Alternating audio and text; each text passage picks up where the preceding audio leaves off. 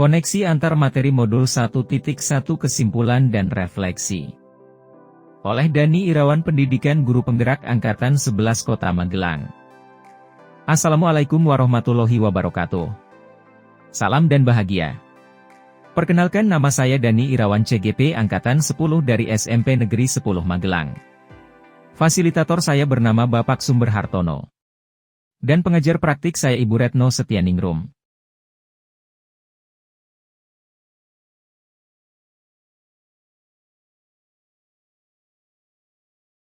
Pemikiran utama, kodrat keadaan, pendidikan harus sesuai dengan kodrat keadaan, yaitu situasi dan kondisi anak didik serta lingkungan sekitarnya. Ini mencakup adaptasi terhadap perubahan zaman dan kebutuhan lokal. Trilogi pendidikan, Ing Ngarsa Sungtulada, guru harus menjadi teladan di depan. Ing Madya Mangunkarsa, guru harus membangun semangat di tengah. Tut Wuri Handayani, guru harus memberi dorongan dari belakang.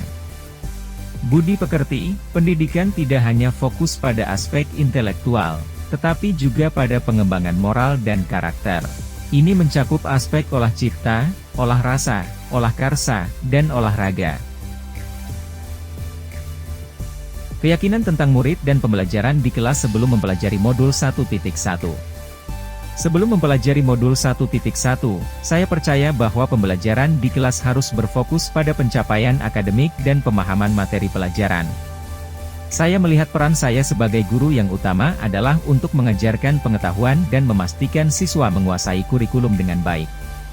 Pendekatan saya lebih bersifat satu arah, di mana saya menjadi pusat informasi dan siswa adalah penerima informasi.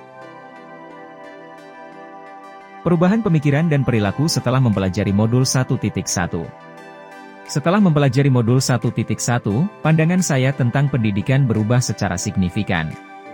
Saya menyadari bahwa pendidikan tidak hanya tentang transfer pengetahuan, tetapi juga tentang pembentukan karakter dan pengembangan potensi individu setiap siswa. Saya mulai memahami pentingnya pendekatan yang lebih holistik dan humanis dalam proses pembelajaran. Kini, saya melihat peran saya sebagai fasilitator yang mendukung dan memotivasi siswa untuk berkembang sesuai dengan keunikan dan potensi mereka masing-masing.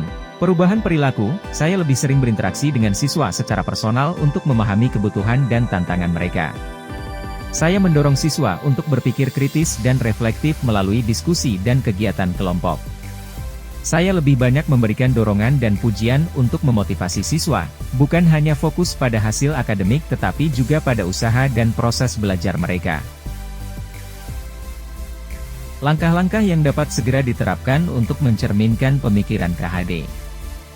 Langkah-langkah, mengembangkan lingkungan belajar yang inklusif, menciptakan suasana kelas yang mendukung keragaman dan menghargai setiap individu. Misalnya, dengan melibatkan siswa dalam kegiatan kelompok yang memerlukan kerjasama dan toleransi. Pembelajaran kontekstual dan relevan, mengaitkan materi pelajaran dengan konteks lokal dan kehidupan sehari-hari siswa. Ini membantu siswa melihat relevansi pembelajaran dengan kehidupan mereka dan membuat pembelajaran lebih bermakna. Pendekatan holistik dalam pendidikan, mengintegrasikan nilai-nilai moral dan etika dalam setiap mata pelajaran.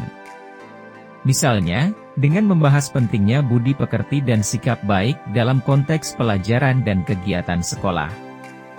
Metode pembelajaran aktif, mendorong partisipasi aktif siswa dalam proses belajar melalui diskusi, presentasi, proyek, dan kegiatan lapangan. Hal ini sesuai dengan prinsip Ing Madya Mangunkarsa. Refleksi dan pengembangan diri, membiasakan siswa untuk melakukan refleksi terhadap proses belajar mereka. Ini bisa dilakukan melalui jurnal harian atau sesi diskusi reflektif di akhir pelajaran. Dengan menerapkan langkah-langkah tersebut, saya yakin kelas saya akan lebih mencerminkan pemikiran Ki Hadjar Dewantara, di mana pendidikan tidak hanya memerdekakan pikiran tetapi juga membentuk karakter dan kepribadian yang luhur.